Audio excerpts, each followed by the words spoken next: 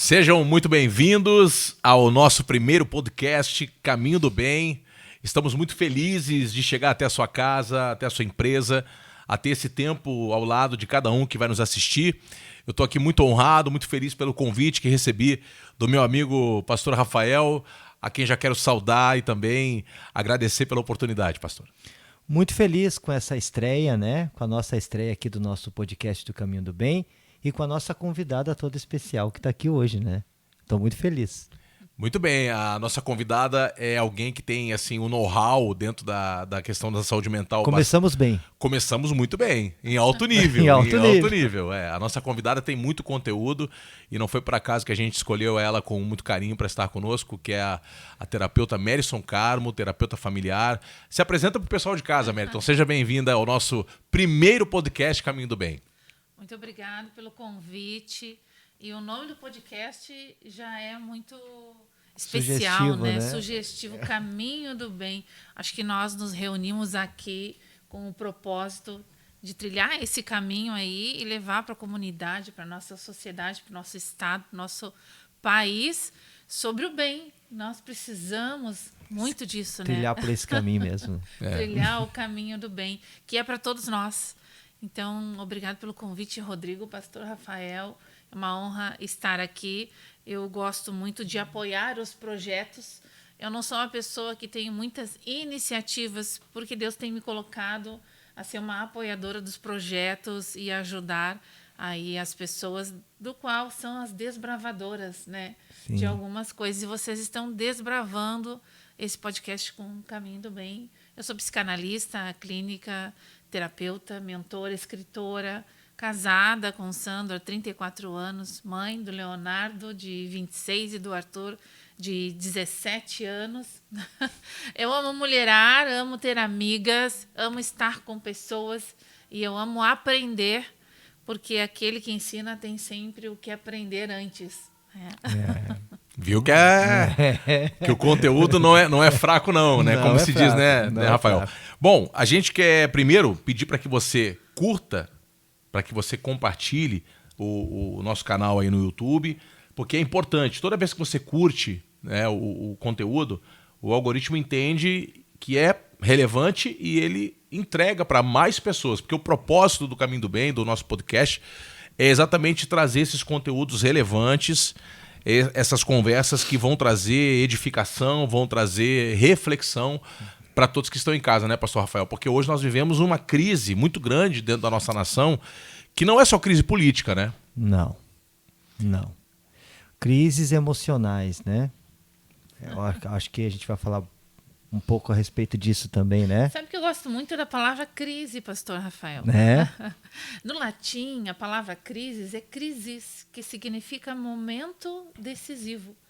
Então, quando nós enfrentamos crises, seja ela política, emocional, financeira ou de saúde, é um convite de Deus para que a gente possa fazer escolhas. E agora, qual o caminho a gente vai trilhar a Perfeito. partir dessa crise, né? Maravilhoso, hein? Maravilhoso. A gente não esperava começar, nem a primeira pergunta já foi feita, já aprendemos uma grande lição. Ó, anota aí num papelzinho. Crises significa tomada de decisão. Momento decisivo. Momento Então, de tomada é um de momento decisões. de escolha. De escolha. Assim, se inscreva no canal, por favor, porque conteúdos como esse, de alta relevância, estarão entrando em seu lar, né? E abençoando aí, eu digo assim, né? Com certeza, com certeza. A gente quer começar, Mérison, falando sobre a saúde mental, né? Que deixou de ser um tema individual e passou a ser uma responsabilidade coletiva. E você, como uma profissional já experiente nessa área, eu gostaria, junto com o pastor Rafael e o pessoal de casa, né? Eu queria que você falasse a respeito do papel da família, do Estado, das empresas, das escolas, das igrejas e da sociedade na promoção da saúde mental, ou seja, de todos, né? De todos. De que forma a gente consegue contribuir? Isso é importante, porque saúde mental deixou de ser algo individual. Quando nós falamos em saúde mental, nós estamos falando de uma rede que deve promover a prevenção da saúde mental, que deve promover o tratamento em relação à saúde mental E também o pós-tratamento, a manutenção da saúde mental, quando a gente fala em diagnósticos, né? O Brasil, desde 2018, é considerado o país mais ansioso da América Latina. Olha só. E algumas estatísticas falam do mundo.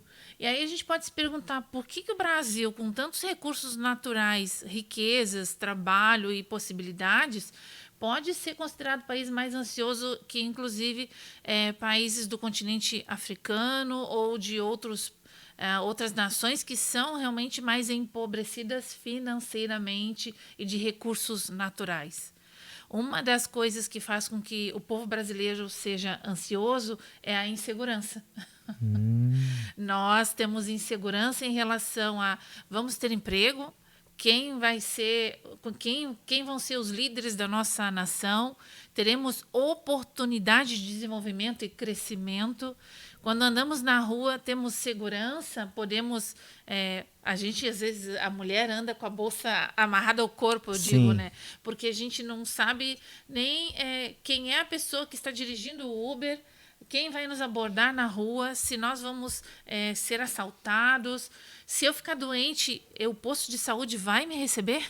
Vai ter vaga no hospital? Então, essa insegurança que diz respeito a políticas sociais e econômicas públicas atinge a saúde mental do cidadão brasileiro. E quando nós não temos estrutura nas nossas políticas públicas, isso afeta o nosso lar também.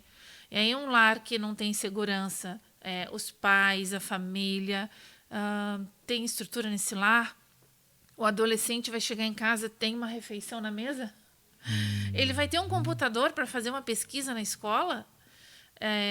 Essa família vai ter condições de dar refeições, escola, saúde, segurança no seu lar? Tem saneamento básico na rua? Sim. É muito complexo. São muitas áreas diferentes que fazem com que nós brasileiros nos sintamos inseguros para viver na nossa nação. E como lidar com essa situação? Eu acredito que os projetos sociais, as políticas públicas e a igreja juntos vão formando recursos de prevenção e informação, porque muitas coisas é falta de informação, né?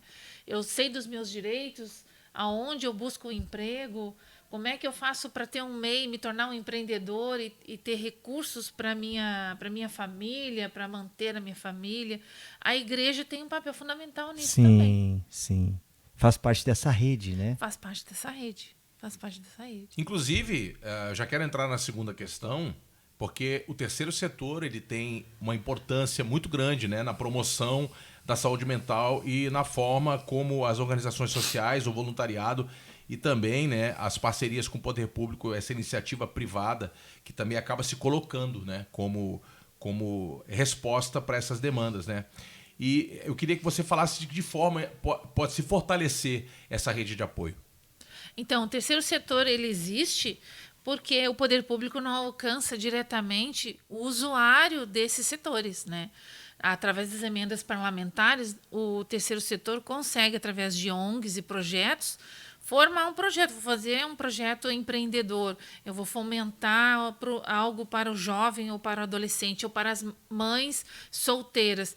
São diferentes públicos que necessitam de projetos de cuidado direto a esses usuários das ONGs e projetos. Então, o poder público ele vai gerar, através das emendas, o recurso, e o terceiro setor vai fazer o projeto com esse recurso, alcançar a população. E eu acho isso imprescindível, essas conexões. Tudo, na verdade, precisa de pessoas, portas abertas, conexões e recursos para que as coisas aconteçam. Mas antes de tudo isso, a gente precisa ter visão. Se você não enxerga qual a necessidade do local onde você está, se você não tem visão do propósito, dos dons que Deus já colocou na tua vida, para que isso reverbere para a sociedade, para a comunidade, então... É só uma placa daí. É só uma placa, um assistencialismo, é só mais um sopão, é só mais uma palestra. A visão, ela vai dar estrutura para as ações. Sim. Então, para quem o Senhor vai dar a visão? Para os homens de Deus que estão ali né, com o coração obediente e dispostos a trabalhar, porque a seara é grande e os trabalhadores são poucos. São poucos. E o amor, né, de fazer esse trabalho, né? O amor, porque isso envolve muito amor, né? Muito a pessoa amor. é que nem um profissional da saúde, né? Tem uns que se dedicam, a gente vê que coloca amor ali mesmo, né, no que estão fazendo, né? No que está fazendo, né? Demonstram, né? E às vezes é só um... E acaba sendo um diferencial, né? É. Porque quando você trata essa questão da visão, como a Merison estava falando, e você entregar o que você está entregando, seja um atendimento de saúde, seja um projeto social, se você está movido pelo amor ao próximo, com toda certeza essa entrega vai ser muito mais excelente. Sim. Né? Não tem a dúvida disso. Sim, porque senão é só um trabalho formal, né? Isso É um aí. trabalho que atende o básico sem nada além do que eu posso fazer, né? Supre uma necessidade, É. mas não contempla uma relação, né? Isso. Que eu acredito que o que a Merison está falando é exatamente isso. A visão, quando ela nos é dada, você está olhando além do assistencialismo, além do suprimento da necessidade, né, Merison? Para poder fazer a diferença, né? Isso é liderança transformacional. Sim. Todas as nossas ações, elas precisam transformar alguma coisa na vida da pessoa. Porque se eu der um prato de comida, eu estou ali suprindo uma necessidade fisiológica, que é a Sim. fome. Né? É uma necessidade básica do ser humano. Mas isso não necessariamente vai transformar algo nela. Então, dar um prato de comida, mas junto um acolhimento, um abraço, um espaço de escuta, uma informação, uma palestra, um evento, uma conexão. Nem tudo eu vou conseguir fazer por alguém. Daí a importância do Estado, que garante o acesso à saúde, à educação, à segurança, da família, que oferece o acolhimento e a segurança emocional, das escolas que desenvolvem as competências nas pessoas e da igreja que fortalece a esperança através de Jesus Cristo, trazendo esse amor que nós estamos falando. Um não substitui o outro. A igreja não precisa fazer o papel do Estado, o Estado não precisa fazer o papel da igreja, a escola não substitui a educação dos pais, a educação dos pais não substitui a educação formal escolar. Por isso, nós somos uma rede. Quem acredita que é autossuficiente e que vai se Dominar desenvolver tudo, sozinho, eu educar os seus filhos sozinhos, está muito enganado. Não tem como. Não Pois tem é, como. né? Sozinho não dá para fazer quase nada, Não. né? É verdade. Agora eu queria entrar num outro tema com a senhora, Merison. Até é um tema bastante complexo e muito presente na nossa sociedade hoje, que é o burnout, que é um termo em inglês, né? Que é como se fosse a pessoa chegou no seu limite, e o burnout é reconhecido como um fenômeno ocupacional. Hoje as pessoas dizem não ter tempo. E eu queria que a senhora falasse sobre isso, né, também. A senhora concorda com esse argumento que muitas pessoas dizem, não tenho tempo para nada, né? Na visão da senhora, por que tantas pessoas estão adoecendo pelo trabalho e quais mudanças na liderança, na cultura organizacional e, assim, de que forma a gente pode prevenir esse burnout, esse esgotamento e criar ambientes mais saudáveis, Merison? Burnout é um esgotamento ocupacional. Significa assim que eu cheguei no limite das minhas atividades, do meu trabalho. Eu não consigo mais lidar com essa demanda. E isso vai adoecendo o físico, trazendo cansaço, enfermidades, e o emocional, trazendo angústia mental, cansaço psíquico. Como é que a gente pode prevenir isso, né? A NR1 ela foi reformulada para que as empresas fossem obrigatoriamente tivessem um olhar ao cuidado da saúde mental dos seus colaboradores. Mas não é uma palestra que vai fazer o meu colaborador ter saúde mental. É muito mais do que isso. Quando a empresa ela tem lá no seu estatuto, na sua missão, na sua visão, no seu propósito, a visão humana, a visão da liderança humanizada. Quando eu olho para o meu colaborador como uma pessoa que tem problemas, que tem demandas, que tem dificuldades e que pode estar sobrecarregado. O que sobrecarrega uma pessoa no ambiente corporativo ou de trabalho? Maus tratos, sarcasmo, muita exigência de trabalho e cobrança sem o recurso para eu fazer aquilo ali. Às vezes o meu chefe, né, o CEO da empresa ou o gestor, ele quer que tu faça 1 milhão de coisas, mas se você não tem um bom computador, você não tem uma secretária para delegar atividades, você não tem recursos dentro do ambiente de trabalho que te dê segurança para fazer e desenvolver aquelas competências. Só que o burnout, ele é algo específico do trabalho, mas hoje a gente já vê, por exemplo, pastores com burnout, de tanto trabalho, de tanta demanda dentro da igreja. Líderes dentro de ONGs e projetos sobrecarregados, porque o voluntariado é cíclico e existe uma cultura infeliz no nosso estado ou no nosso país de que porque eu estou fazendo de graça, eu não preciso ter comprometimento e responsabilidade com aquilo que eu estou fazendo. Meu Deus. Queria que a senhora repetisse isso aí. Porque isso aí não é só na questão da igreja, mas eu acredito que muitas pessoas geral, né? pensam assim de forma geral, né? Então quer dizer que voluntariado, por não ter a remuneração correspondente, a senhora falou algo assim muito interessante. Não ter compromisso porque eu não tenho renda envolvendo. Isso aí é muito sério, né? É muito sério. Isso atrapalha o fluxo da ONG, da igreja, do projeto, de qualquer coisa que você vai fazer, porque daí o líder vai se ver sozinho fazendo tudo e vai desanima, cansa, né?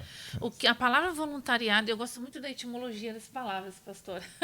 Fica à vontade. Porque elas me ensinam muito. Estamos aqui para aprender. A palavra voluntariado significa no latim fazer gratuitamente. Quando eu faço algo gratuitamente, eu estou fazendo como Jesus, que gratuitamente morreu na cruz por mim. E quando eu faço isso com amor e com essa visão de gratuidade, eu tenho gratitude, que é uma alegria em fazer algo voluntariamente para o outro. E isso é um dar e receber. Eu estou fazendo algo, mas eu estou recebendo algo muito importante. É comprovado pela neurociência que quanto mais eu faço algo por alguém, melhor eu me sinto com o meu sentido de existência. Eu vou transcendendo a minha vida. A minha vida não está hiperfocada no meu eu e nas minhas necessidades. Mas no propósito. Mas no propósito. Eu entendo o propósito da minha vida, é isso? Isso aí. Isso dá sentido. Muito. Viktor Frankl, no livro Sentido da Vida, diz que quando você encontra um porquê na sua vida, o como é indiferente. Você vai suportando as pressões, vai suportando as limitações, a demanda, porque você encontra, é por isso que eu existo. É para esse tempo que o Senhor me chamou. A missão, né? É uma missão. E aí a gente vai indo. Mas o burnout acontece pela falta de apoio, né? Moisés tinha Arão e Hur. Vamos lá, vamos levantar os braços desse líder aqui, porque ele está cansado. A gente precisa sempre de braços junto conosco. Sozinhos a gente não faz nada. Então, a questão do ambiente, o ambiente tóxico, que é o que muito se usa hoje, né, nas redes sociais, né? Pessoas tóxicas, ambientes tóxicos, são provocados por pessoas tóxicas. Exatamente. Que não se colocam no lugar do outro, né? Que tem um problema sério com a empatia, que exigem muito do outro, mas não estão dispostos a entregar absolutamente nada. E eu queria até puxar uma pergunta dentro do que a senhora falou de gratidão, né? Porque a palavra gratidão, ela tem um sentido bastante importante, mas ao mesmo tempo a essência da palavra gratidão ela não é compreendida por muita gente.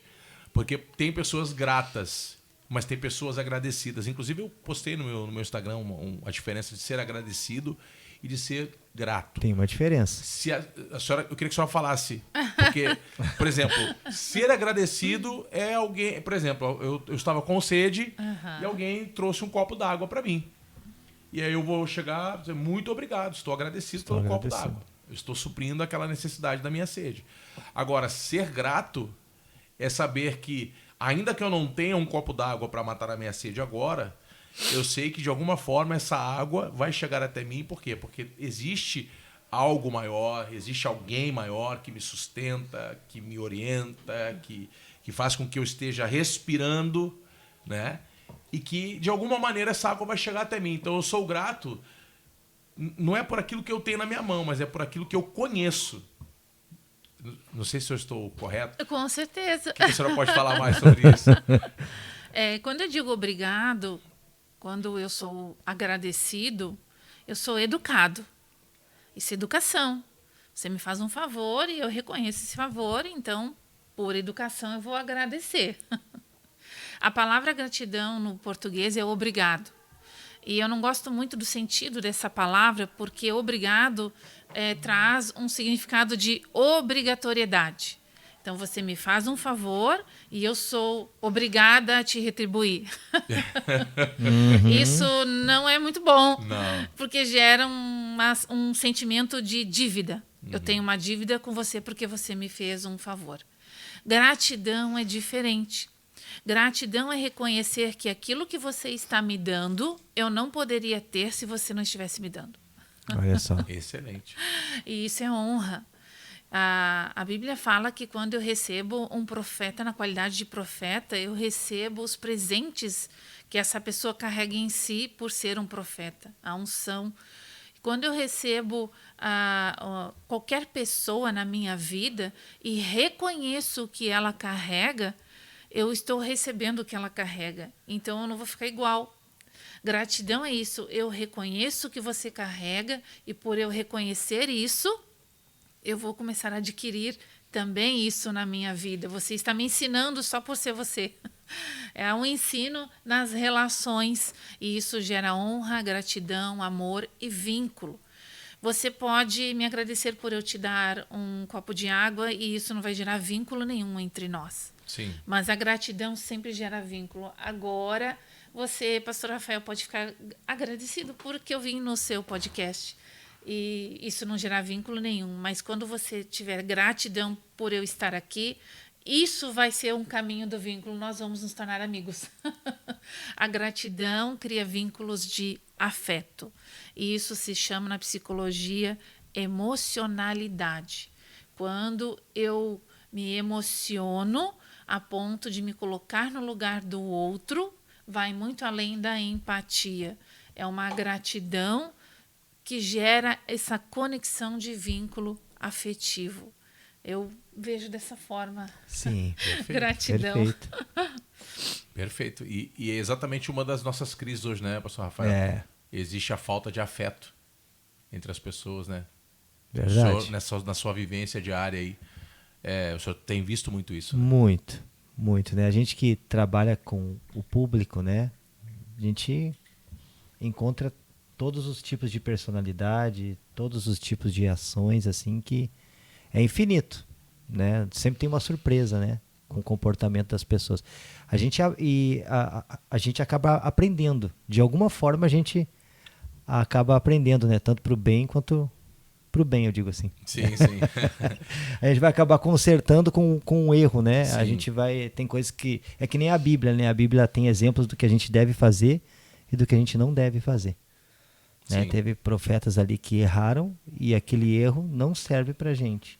A gente olha ali para não repetir aquilo ali. Esse é o melhor aprendizado. Então, eu sempre digo, né? A Bíblia ela poderia ter tirado todos os erros e as imperfeições para deixar para a gente olhar só para as perfeições. Mas até com os erros ali a gente aprende o que não fazer. Sim. Né? Então Todas as coisas cooperam para o bem daqueles que amam a Deus. Exatamente. Né? Então, eu gosto tá de tudo ali. trabalhar com as mulheres assim que estão lá no grupo terapêutico, na ONG, que existe uma diferença entre fragilidade e pecado, né? A Bíblia diz que a mulher é o lado frágil da relação e o homem é o cabeça. Quando fala em frágil, está falando de algo como um cristal. Sim. Você cuida de um cristal com muito zelo, porque se quebrar, aquele cristal tem valor, né? E aí quebra algo que tem valor. Isso é fragilidade. Todo mundo tem fragilidade humana. Sim. Eu não gosto de uma coisa, eu me sinto mal com outra, eu desejo algo, o outro deseja algo diferente de mim. isso me oprime, ou isso me esgota, ou isso me afeta. Isso são fragilidades humanas, que é diferente de pecado. Sim. Quando eu sou fraco, é que eu sou forte, porque o poder de Deus se aperfeiçoa aperfeiçoa na minha fraqueza. Essa fraqueza não é pecado, é limitação. Pecado é uma desobediência consciente. Sim. Ninguém erra pecando. Eu não sabia. Não, você sabia, você fez uma Sabia. escolha. Agora, a fragilidade ou a fraqueza humana está falando daquilo que é difícil para mim dar conta. Por exemplo, Paulo, ele estava na prisão. Quem é que não vai se sentir fraco dentro de um ambiente de cárcere, de escassez, né? Quem vai lá em Jerusalém vê que aquela prisão de Paulo, um lugar úmido, escuro, subterrâneo, é claro que ele vai sentir fraqueza. Com certeza. Mas isso não é pecado, isso é fraqueza. Então, todos nós temos fraquezas humanas. E é nessas fraquezas humanas que a gente vai trabalhando como instituições. A igreja, a sociedade, a educação, a saúde mental. Porque a fraqueza humana também é uma porta para os transtornos mentais. Sim. Né? Eu gosto de brincar que a culpa de tudo isso é de Adão e Eva. Eles foram expulsos de um lugar muito perfeito, um lugar de delícias, e a gente veio para um mundo caído. E nesse mundo caído, nós não sabemos o que pode nos afetar nessa tríade humana que é corpo, alma e espírito. Então, ora somos afetados no corpo ou nas emoções, ora no espírito. Mas a Bíblia também diz que o espírito está pronto, mas a carne é fraca. Então, no espírito eu sou batizada, no espírito eu falo em línguas, no espírito eu sou salva, mas o meu corpo continua fraco. Sim. E essas fraquezas é que eu preciso administrar enquanto eu estou aqui na Terra. Pois é, e aproveitar, Merson, queria que você falasse um pouco mais sobre esses transtornos, né, que nós estamos enfrentando nos dias de hoje. Esses transtornos que você falou sobre mulheres, que você também tem um trabalho bastante expressivo com as mulheres e vulnerabilidade social. Queria que você falasse desses transtornos e como é que você está encontrando formas de contribuir para que essas pessoas sejam libertas desses transtornos, né? A primeira coisa que é importante nós sabermos é que transtorno mental não é falta de fé. Se a gente falasse que tem diabetes ou uma cárie no dente, ninguém ia dizer, você não tem fé porque você tem uma cárie no dente ou tem diabetes. Mas quando fala em ansiedade, depressão, burnout ou crise de pânico, bipolaridade, borderline, qualquer outro tipo de transtorno que atinge a mente humana, de comportamento ou afetivo ou de personalidade, as pessoas têm um preconceito em relação à fé. E eu já ouvi alguns líderes, não precisa ir no psicólogo, vem para o aconselhamento pastoral, vai fazer um jejum, ou você precisa ter mais horas de oração. Não que isso não ajude, né? Ajuda. É que uma coisa não substitui a outra. Quando nós falamos de jejum, oração, aconselhamento e comunhão dos santos, nós estamos falando de uma vida de disciplina espiritual, de crescimento espiritual. E aí a gente volta para aquela palavra, meu espírito está pronto, ele está crescendo, ele está sendo edificado. Mas quando a gente fala que isso em relação a transtornos mentais não é suficiente, nós não estamos falando que a igreja é insuficiente.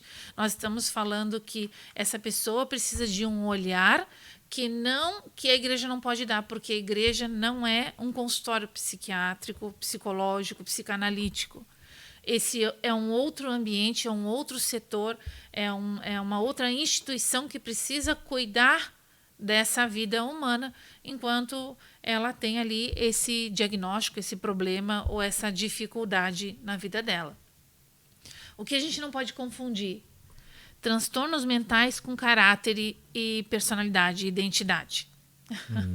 Eu trabalho com pessoas que têm bipolaridade, que são cristãs, que vão na igreja, que oram, que jejuam, que leem a Bíblia e têm um ótimo caráter. Porque a renovação da mente, que é o caráter da pessoa, ela vem pela fé. Ela não vem pela psicologia, pela filosofia, pela educação formal, pela escola. Ela vem pela fé. É o Espírito Santo que convence do pecado, do juízo, né? Do pecado, do juízo e da justiça, né? São 3 coisas. Não é escola, não é o psicólogo, não é nem o pastor. É o Espírito Santo. Ó, tá passando. É um avião. Eu digo que o meu lugar preferido, pastor, é o aeroporto. É mesmo? Acabou de passar um avião aqui. Isso é profético, hein? Eu amo as nações, então o aeroporto, para mim, é o meu lugar preferido. Voltando, faz a pergunta de novo, Rodrigo, porque agora eu me perdi. Eu queria que a senhora falasse um pouco sobre os transtornos que a senhora tem encontrado e de que forma a senhora está cooperando para que essas pessoas possam ter uma... Dentro do consultório existe o caminho analítico para essa pessoa reestruturar e se conhecer, né? Alguns transtornos, segundo o DSM-5, Manual Diagnóstico de Saúde Mental, dentro da psiquiatria, fala que não tem cura. Mas eu sou uma psicanalista que é cristã. Aí o diferencial do profissional que não é cristão ou que não tem nenhum tipo de fé. Eu acredito que em Jesus tudo tem cura. Porque nós ainda vivemos um mundo de milagres, de maravilhas e de sinais. Jesus, ele dá vista aos cegos, a audição aos surdos e pode dar cura mental aos transtornos mentais, né? O gadareno, ele era um transtornado e foi expulso ali. Então, os transtornos mentais não é falta de fé e não é um demônio, mas são portas aonde atuações espirituais podem entrar, sim, e trazer um controle sobre aquela vida, né? Aí é um caminho de quebras de maldição, é um caminho de libertação, é um caminho que se encontra com a palavra e com a fé, mas que também não substitui o tratamento. Se essa pessoa precisa de medicação, vai no psiquiatra, que é o profissional que vai medicar. Se precisa de terapia, vai no analista, que é o profissional que vai ajudar ela nessa caminhada, nessa jornada de autoconhecimento e entender, através das informações e da fala, o seu transtorno. A palavra psicanálise significa cura pela fala. Olha só. Interessante, né? É cura pela fala. E o que a Bíblia diz? Confessai vossos pecados a Deus e sereis perdoados. Então, só Deus pode me perdoar. Mas confessais os pecados uns aos outros e sereis curados. O fato de eu conversar com alguém vai gerar cura na minha vida. Sim. É a valoração da relação com o outro, né? E que, inclusive, pastor Rafael, eu queria até falar sobre isso, né? Porque a gente já falou de ansiedade, né? Que é considerado o mal do século. A senhora concorda com essa afirmação? Que a ansiedade é o mal do século? É o mal do século, é o mal do Brasil, é o mal da nossa nação. A ansiedade... Tem diferença entre a ansiedade natural e o transtorno, né? Quando ela é um transtorno... Tem. Que você esclarecesse Eu isso pra gosto gente. de falar de 3 tipos de ansiedade. A ansiedade natural enquanto emoção, que todo ser humano tem, e as emoções quem criou foi Deus, né? Para a gente funcionar na Terra. Então, a emoção ansiosa é uma emoção de véspera. Sim. Eu posso ficar ansiosa antes de vir para um podcast, eu posso ficar ansiosa antes de uma prova, eu posso ficar ansiosa num concurso público. Existe, então, uma ansiedade boa? É ansiedade boa, que é a ansiedade de véspera. É de véspera. Né? A ansiedade, ela liga um sinal de alerta. Sim. Eu posso ficar ansiosa se eu andar numa rua escura sozinha. Então, vai acionar lá nas minhas redes, né, corticais um sinal de alerta. Ó, você precisa dilatar a pupila, ter atenção auditiva e visual e cuidar onde tu tá andando. Então, ela me prepara para o perigo. Sim, a ansiedade boa. Uma ansiedade boa. É natural, é do corpo. Pode-se dizer assim, natural. É biológica. Natural, necessária. O corpo faz ansiedade isso. necessária. Você não pensa agora eu vou me preparar para o perigo. O corpo faz isso por Sim. você. Então Boa. é algo Se prepara, natural. né? Muito bom isso aí. Se arma. Agora, a ansiedade, enquanto transtorno, é uma parcela da sociedade. Nós estamos falando de alguns milhões de pessoas dentro de bilhões de pessoas no mundo. para se chegar a esse diagnóstico, existem critérios para o diagnóstico. A pessoa tem que estar dentro lá de determinado número de critérios, tem que acontecer por algumas semanas e meses, aquilo tem que afetar a vida da pessoa, né? O seu trabalho, as suas relações, a sua vida ela é afetada, porque se o problema não é a ansiedade, no transtorno é a quantidade dela. É o quanto eu estou carregando aquilo ali. Tristeza não é um problema, faz eu me ficar mais introspectiva e reflexiva. Então, a tristeza tem uma função, entrar para dentro de mim e olhar para a minha alma. Davi falava, porque está aflita a minha alma, porque se perturba dentro de mim, espere em Deus, confie em Deus e eu ainda o louvarei. Aquela tristeza, aquela melancolia fez Davi olhar para dentro dele e esse olhar gerou um louvor, gerou uma oração. Olha só. Então tem uma tristeza que me faz chorar e tem uma tristeza que me faz adorar ao Senhor, louvar ao Senhor. Qual é o problema então da tristeza? A quantidade. Se todo dia eu ficar triste, então eu vou ter um transtorno que se chama depressão. É um acúmulo, É né? um acúmulo dentro da pessoa. Qual é o problema do trabalho? Nenhum. Mas o acúmulo de trabalho, burnout. Sim. Qual é o problema da ansiedade? Nenhum. Mas o acúmulo de ansiedade gera o transtorno. E aí nós temos 8, 9 subtipos de ansiedade. Fobias, medos, pânicos, falar em público, animais. Existem diversos tipos de toque, né? Tag. Tag, essa eu não conhecia. O tag. O toque, sim. Eu não conhecia o tag. Tag pra mim era o só tag aquele pra mim é negócio. novo. Tag. Não, o tag é só o negócio que você que bota é o tag? O que é o tag? Eu ia dizer que era um negócio pra passar na cancela. Não, é Pra liberar a cancela. tag, transtorno de ansiedade generalizado. Ah. Porque daí já é generalizado. Já cronificou aquela emoção na pessoa e atrapalha a vida da pessoa, né? Aí tem diferentes tipos. Então, a ansiedade enquanto emoção natural biológica para a gente funcionar no mundo, reagir a perigos. A ansiedade enquanto transtorno, mas tem um terceiro tipo, que é a que está na Bíblia, que diz, não andeis ansiosos por coisa alguma, nem pelo que há de comer ou beber, acaso o seu corpo não é mais importante que a roupa. Isso fala de estilo de vida. Quando fala andeis, está falando de algo repetido e cotidiano. Se eu tiver um estilo de vida ansioso, então eu posso ter uma porta aberta para o transtorno de ansiedade. Muitas pessoas não têm o transtorno, mas têm o estilo de vida. E aí, Tem como dar um exemplo assim? tem. Uma mãe com pressa. Coloca a panela no fogão, vai pentear a filha, já está quase arrancando os cabelos, está olhando no relógio, o marido está buzinando lá no carro, não atentou o horário, saiu atrasada e ficou irritada. Atropelando todo mundo. O motorista ansioso não tem paciência para aquele que deu uma fechada nele, para o sinal que parece que não é 5 segundos, que é 5 horas aquele sinal. São sintomas ansiosos de uma vida apressada. Acelerada.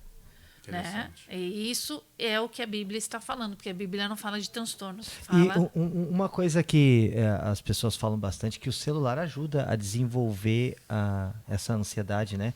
A partir do momento que a pessoa está olhando os vídeos ali, né? Tem gente que não olha um vídeo inteiro.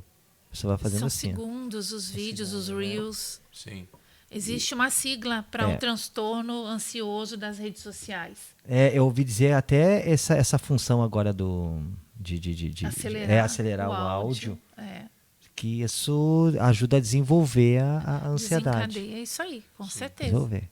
A sigla para isso é FOMO, F-O-M-O, que em inglês, agora eu não consigo dizer toda a palavra, mas o que significa? É um sentimento de estar ficando para trás. E isso gera ansiedade. Então, alguém postou uma viagem, eu não consigo viajar, estou ficando para trás. Alguém tem mais seguidores que eu, estou ficando para trás, não vão me contratar. Olha só.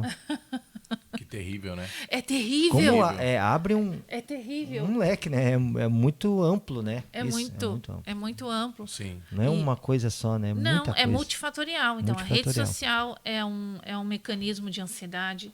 A pressa é um mecanismo de ansiedade. A procrastinação, que não é preguiça, mas é o teu corpo dizendo, senta aí, descansa mais um pouco, porque eu não estou dando conta dessa demanda. E é um mecanismo de ansiedade. Os vícios são mecanismos de ansiedade. Gastar demais, comer demais, beber e estar o tempo todo em redes sociais é um mecanismo de ansiedade. Pois é, né? Então a gente percebe que muitas pessoas, né, estão doentes. Porque esse comportamento está presente na vida de muita gente, que até, inclusive está nos assistindo agora, né? Agora, exatamente. Gente que está nos ouvindo, está vendo o que a nossa querida Merison está relatando aqui. Certamente você se identificou com algum sintoma, né? E essa questão da rede social é muito interessante quando você fala assim da comparação. Existe um ambiente comparativo onde as pessoas vão se auto-sabotando, né, Merison? É muito comum isso, as pessoas se diminuir porque elas se comparam com aquelas pessoas e aí acaba chegando a esse... Só que tem um detalhe, nem tudo que parece né? Não, Aí é que entra o engano, né? Porque às vezes a pessoa está querendo ser uma coisa que nem aquela outra que está transmitindo as aparências enganam, E né? agora, com o advento da inteligência artificial, você já não sabe mais o que é realidade Exatamente. e o que é montagem, né? Ficou muito mais complexo e difícil. Eu acho que a vida ficou chata com a inteligência artificial. Eu também acho. A gente perdeu a autenticidade, né? Privacidade é um artigo de luxo. A sua vida está exposta, você está sendo vigiado por câmeras, você está postando a sua vida, você já não tem mais prazer na sua vida privada. E isso vai gerando ansiedade também. Precisa mostrar para alguém, né? Se eu não mostrar, parece que eu não vivi, não é real. Sim. Né? É bem complexo. É complexo. Não, Merison, e agora eu quero entrar, até para a gente também ir caminhando já para o nosso final do nosso podcast, né? Eu queria falar sobre a questão dos adolescentes, que eu creio que assim é o tema alto assim, dessa nossa conversa, porque nós estamos criando uma geração inteira de pessoas ansiosas. Jovens de 12, 14, 15, pessoas que já estão dentro de um consultório. Meninos e meninas que estão tomando remédio para ansiedade. Crianças tomando remédio para ansiedade. E eu queria que você falasse a respeito desse quadro, né? E qual é a forma que a gente tem como família, né? Como sociedade, acolher esses adolescentes, dar um direcionamento diferente para eles, mostrar um caminho onde a vida não é uma vida melancólica, uma vida triste, uma vida chata. Inclusive tem uma estatística, não sei se você pode confirmar, que os nossos jovens são os mais tristes, um dos mais tristes do planeta. O jovem brasileiro. Brasileiro? E o Rio Grande do Sul maior ainda. No Rio Grande do Sul é maior ainda. E o Japão? Não, porque os países asiáticos, eles lidam mais com a questão do burnout e da pressão. O alto, interessante, né? Porque o suicídio parece que no Japão é bem alto, né? Ele é bem alto. Mas o suicídio no Rio Grande do Sul é um dos maiores do Brasil. Do Brasil. Do Brasil. Sim. Não, e a questão do humor e até da questão do ânimo do jovem brasileiro, foi feito um estudo, e que traz esse quadro terrível a respeito do humor e exatamente da motivação. É exatamente por isso que tem tantos casos de jovens que estão tendo essa questão aí de atentar contra a própria vida. E o que eu vejo assim, Merison, não sei se o pastor concorda comigo, um silêncio a respeito desse tema. A gente está deixando, é como se uma onda estivesse passando e levando esses jovens cada vez mais cedo, né? Então, queria que você falasse de que forma a gente pode trabalhar e enfrentar isso, né? E combater esse estigma, né? Integrando fé, ciência, cuidado profissional quando é necessário. O que é importante? Nós lembrarmos que a adolescência é uma fase de mudanças. E, geralmente, é uma geração sendo deixada para uma geração ser formada. E a adolescência, ela se finaliza aos 25 anos. A primeira adolescência é entre os 9 e 10 anos aos 12. A segunda adolescência entre os 12 e os 14 anos. A terceira adolescência entre os 15 e os 25 anos. Fala-se em 24 a 25 anos nas questões da neurociência, quando o córtex pré-frontal ele é totalmente maduro, ele ficou pronto. E o córtex pré-frontal, ele é responsável pela ponderação, pela tomada de decisão, pelo raciocínio lógico, né, pela coerência. Então, nós não podemos exigir dos adolescentes coerência. Exigir de uma criança pequena disciplina. Ela não tem regulação emocional e nem as instâncias neurológicas para que ela consiga lidar e fazer isso como um adulto maduro. O adolescente está passando por mudanças fisiológicas, hormonais e emocionais. É a fase onde ele está reestruturando a identidade. Agora ele vai se descobrir como ser autônomo sem estar num ambiente familiar. Os grupos de amizade, os lugares que ele frequenta vão ser formadores dessa nova fase da identidade. Por isso, o cuidado com a adolescência, com a juventude é tão importante. Quando uma ONG, por exemplo, abre um espaço de esporte, de artes marciais, de futebol, de evangelismo, ele está ajudando nessa reformulação da identidade desse jovem, ajudando a ter virtudes, ajudando a ter valores, disciplina, que ele precisa para se tornar um adulto autônomo e capaz das suas habilidades cognitivas, emocionais e espirituais. Então, o adolescente ansioso é um adolescente que sofre muitas pressões, porque ele está inaugurando uma geração que não é dos seus pais, ele não tem autonomia, porque é um ser ainda dependente financeiramente, e o mundo traz um peso e uma cobrança muito grande. Agora, o que eu vou me tornar? Como é que eu vou trabalhar? Com quem eu vou casar? Onde eu vou morar? Todas essas dúvidas estão permeando as emoções do adolescente. Ele fica ansioso. Quando esse adolescente ele é vulnerável, a própria pobreza e vulnerabilidade é traumática. E aí gera uma ansiedade crônica na vida desse adolescente. Junto disso, se a escola não tem um aparato emocional seguro, ele pode sofrer bullying. Ele pode sofrer muitos problemas de relacionamento com professores, com educadores e com colegas. E isso pode levar o adolescente a ter uma ansiedade ou uma depressão. E o que é muito mais comum nos adolescentes é a automutilação. Eles acabam se cortando, né? Por que toda essa ansiedade? Rede social, internet, os pais com a carga tripla de trabalho, jornada dupla de trabalho, pouco tempo de presença, não tem tempo de mesa. Eu diria assim, como ajudar um adolescente a se tornar um adulto saudável? Uma refeição por dia, os pais têm que estar juntos. Precisa desse tempo de mesa. Os pais precisam ouvir as necessidades e acolher a demanda da nova geração. No meu tempo era diferente, não adianta, teu tempo passou. Você tem que aprender sobre essa geração. Exatamente. Né? Isso aconteceu conosco quando a gente adolesceu. A geração dos nossos pais, dos nossos avós eram outras. Então eu tenho que aprender sobre rede social, eu tenho que saber qual é o jogo que meu filho está jogando, eu tenho que ouvir a música que meu filho está ouvindo. Mas, Merison, é música do mundo, é jogo do inferno. Não tem problema. Vai lá, porque ele precisa saber que você está do lado dele e que ele pode contar com você se um hater entrar e fazer bullying na internet com ele, se um pedófilo entrar e tentar se passar por um amigo e convencer ele de algumas coisas, né? Jovens às vezes postam fotos nudes, se relacionam com pessoas perigosas na internet e depois fica com uma ansiedade muito grande e até com ideação suicida, porque agora alguém vai descobrir que eu acessei pornografia ou que mandou fotos nus para alguém ou vai receber uma chantagem. É um mundo obscuro que necessita de muito cuidado e monitoramento. Você não manda mais um filho adolescente, mas você monitora um filho adolescente. Sim. E as regras do lar, elas são importantes para que haja combinações. O que pode na tua casa? Pode o pé em cima do sofá? Pode, ok. Então ele vai se jogar lá e os amigos também. Não pode. Você já combinou isso antes? Você já falou que não gosta, que é uma regra da casa não colocar o pé no sofá?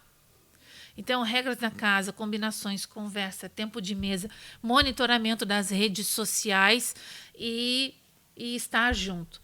A gente pode ter... O que importa é o tempo de qualidade, não o tempo de presença. Isso não funciona numa família. Família tem que ter tempo de presença. Tempo de qualidade eu vou ter com um amigo. Nossa, faz 6 meses que a gente não se vê. Rodrigo, vamos tomar um café? Você, sua esposa, eu, meu marido? Vamos Ok. aproveitar A gente aproveita esse tempo de qualidade, vai ser muito bom e a gente vai continuar mais um ano amigos. Mas com família é tempo de presença. O pai, a mãe. É diário, né? É diário, é constante, porque a gente aprende por repetição, por influência e por experiência. Você precisa repetir todo dia, escovar o dente. Você precisa repetir todo dia, vai lá e guarda a louça que ficou na pia. Eu me lembro que antigamente, né? Eu ia lá na sala e dava boa noite para minha mãe, né? Boa noite. Para quem tava ali na sala, boa noite, tô indo dormir, boa noite. Depois de dormir, né? Acho que isso é raro hoje em dia, né? Não sei como é que tá, né? Hoje, mas né? é o que a Merson tá falando, é uma cultura, É né? uma cultura, né? Que você acaba estabelecendo na sua casa, né? Isso. A gente pode começar, então... Culturas de aproximação, né? Isso. De aproximação. Então, Merson, a gente pode entender que a gente pode mudar a circunstância dessa sociedade doente a partir do que a gente pratica dentro da nossa casa? Provérbios 22:6. Instrui a criança no caminho que deve andar e quando for adulto ele não vai se desviar. E a gente gosta de reduzir esse versículo a ensina o evangelho no lar para quando ele for adulto ele não sair da igreja. Não é isso. Não, andar no caminho é andar junto na escola, na pracinha, no playground do condomínio, com os amigos, é a família, é tudo que envolve a vida da criança, do adolescente, do jovem, eu tenho que participar. Eu tenho que andar junto, eu tenho que estar junto. Serão futuros bons maridos e boas esposas, né? Porque está se repetindo o que estão vivendo, estão vivendo no lar, né? Muito interessante. O exemplo, né? E a gente não faz isso sozinhos. Às vezes, outro dia eu ouvi um grupo de pessoas falando assim da educação dos filhos, né? Os pais são responsáveis pelo evangelismo dos filhos. Hoje fala muito isso, não é a igreja. Sim. Existe um paradigma nisso aí. Os pais têm que ensinar a orar, vão agradecer, vão contemplar o Senhor e vão levar os filhos na igreja. Mas eles não são os únicos responsáveis pela educação espiritual dos filhos. Senão não existiria igreja. Sim. Não existiria o grupo caseiro, a célula, o GC, não existiria o projeto, a ONG. O grupo jovem. O grupo jovem, o grupo de adolescente. Todos, nós não educamos os filhos sozinhos. Os filhos estão constantemente sendo influenciados pelo professor na sala de aula. É a rede que nós estávamos falando naquela hora, né? Sim. Pela família, pela sociedade, pela cultura do playground, né? Pelas regras da sua casa. É todo mundo junto. Sim. Por isso, suportar as cargas uns dos outros. Eu preciso de você para ajudar a ter uma rede de apoio. Eu preciso do outro para ajudar a ter uma rede de apoio, para ter uma família. E a igreja chama isso de comunhão. A comunhão dos santos é a família do reino de Deus na terra. Juntos, nós vamos cultuar a Deus, mas nós vamos nos ajudar. O que você precisa? E aí a gente volta para o coração voluntário e para a gratidão. E quando a gente agradece, a graça desce. A graça de Deus é o presente e o favor de Deus sobre a minha vida que eu nem merecia. Mas o Senhor, Ele me dá voluntariamente, gratuitamente. Então, eu posso te ajudar com uma dica na educação dos teus filhos. Eu posso ficar com os filhos de uma amiga para ela sair num jantar com o marido, para ela descansar. Eu posso reunir as amigas no condomínio e vamos ler a Bíblia juntos e orar pelos nossos filhos. Existem muitas formas de comunhão e de aprendizado e de troca de vínculos, onde um ajuda o outro nessa grande família do Senhor. Maravilha, Merson. Muito obrigado pela sua presença aqui. Eu acredito que a gente foi bastante edificado, né, pastor? A gente pode falar um pouco desse livro aqui? Vamos encerrar, claro, vamos falar, né? Para a gente poder encerrar. As horas que eu estou olhando para ele. Com chave de ouro. Chave de ouro. Com chave de ouro. Porque um dos atributos da Merson era a escritora. Eu sou escritora. Eu amo ler, eu amo escrever. E em 2016 eu tive meu primeiro livro colaborativo na área da educação, falando sobre transtornos de aprendizagem. E 9 anos depois, alguns anos depois, livros colaborativos, e 9 anos depois, o meu primeiro livro solo, Cicatrizes Invisíveis, falando da cura das emoções nessa jornada da neurociência, da psicanálise e da Bíblia. Olha. E que nós não precisamos repetir os erros dos nossos pais, nem viver do passado, porque Deus é um Deus criador e Ele cria o nosso futuro através da sua palavra. Haja luz e houve luz. Deus continua colocando luz na nossa vida. Amém. E fazendo tudo acontecer. Está na Amazon. Olha meu que chique. livro, está na Viu só? Amazon. A editora Eagle do Rio de Janeiro que fez o meu livro. Nós já estamos trabalhando no segundo livro. Ontem eu fiz uma live, está lá na minha rede social, com o meu editor do Rio de Janeiro. E ele me prometeu que vai baixar em 50% o valor do livro na Amazon. Porque Legal. esse é o mês do escritor. O escritor nacional, 25 de julho. Então tá aí esse presente para os nossos leitores na promoção do livro. Quem comprar 4 livros na Amazon vai ganhar um encontro de consultoria emocional comigo. Olha. É só ir lá no meu site e nas minhas redes sociais. E qual é o seu arroba? Arroba no Instagram, Merison Terapeuta. No site é merisoncarmo.com.br. Um abraço para o Micael do Dynamis, que criou o meu site. Eu tenho falado dele em todo lugar que eu vou, porque eu acredito que quanto mais eu promovo o trabalho de alguém, o reino de Deus se expande. Amém. E a gente vai contribuindo na vida uns dos outros. Esse é presente para o Rodrigo e para o pastor Rafael. Muito obrigado. Muito obrigado. Meu Deus, obrigado mesmo. Vou ler com muito carinho, Eu muita também. atenção. Eu Vou também aprender vou ler. mais ainda, né? Porque aprendemos bastante hoje. Né? Pois é, pastor, muito lindo mesmo, né? Então, fica, inclusive, eu pedi para colocar ali, não sei se conseguimos colocar os caracteres, não sei se eles falam, tanto o Instagram da Merison quanto o site dela, que é fresquinho, né? Vamos Tá colocar fresquinho, depois, né? saiu semana passada. É coisa nova, né? É nova, tá ali todo o meu trabalho, minhas novidade. formações, as ONGs que eu sou colaboradora. Sim. Então, aí a gente vai colocar ali para as pessoas acessarem e seguirem no Instagram também. E, mais uma vez, quero te agradecer pela sua presença aqui, a forma como você sempre atende, né, o nosso pedido. E a gente sabe que você está num tempo onde você é uma voz para muitas pessoas, né? E a gente fica muito feliz, muito honrado de receber você aqui. Tenho certeza que o pastor Rafael também tem alguma consideração para fazer a respeito da sua presença aqui, Merison. Muito feliz. A gente sempre aprende, né? Ainda mais com pessoas de Deus, né? Que tem um propósito, né? De estar contribuindo para o caminho do bem, né? Para a gente levar as pessoas a ter uma vida melhor, né? Somos a luz, né? Jesus disse, vós sois a luz do mundo, né? Então, quando a gente se une assim, tudo clareia. Tudo né? clareia. Essa é a minha frase diária Né? para os meus filhos. Todo dia de manhã eu faço café da manhã da minha família e eu digo para os meus filhos, sejam sal e luz nessa terra. O que vocês vão iluminar hoje? Ó, E ela está aqui iluminando hoje o nosso ambiente. né? é lindo demais, né? Nosso podcast, nosso lançamento. Começamos bem. Deus abençoe Começamos grandemente o caminho do bem, que muitas pessoas Amém. possam vir aqui contribuir e que a comunidade, a sociedade e pessoas de diferentes lugares, né? Porque a rede Sim. social tem esse alcance nacional e internacional que vocês possam alcançar as nações aí Amém. com o podcast O Caminho do Bem e façam uma grande rede de apoio às necessidades humanas de cada local. Amém. Amém. Muito obrigado. Obrigado, pastor, pela confiança, pela parceria. Tamo junto aí. Tamo junto aí. E a gente vamos tentar manter o nível, né? Porque agora Sim. né, a entrega foi muito grande no primeiro podcast. A gente É. vai ter que vir com o segundo aí. Tem que ser pesado também, né? Verdade. Se inscrevam no canal, por favor, você que não está inscrito ainda, você que está assistindo pela primeira vez, e compartilhe com o máximo de pessoas, né? Tenho certeza que você vai estar edificando lares e vidas através dessa programação. Tá certo. Obrigado a todos. Até o próximo podcast Caminho do Bem. Obrigado.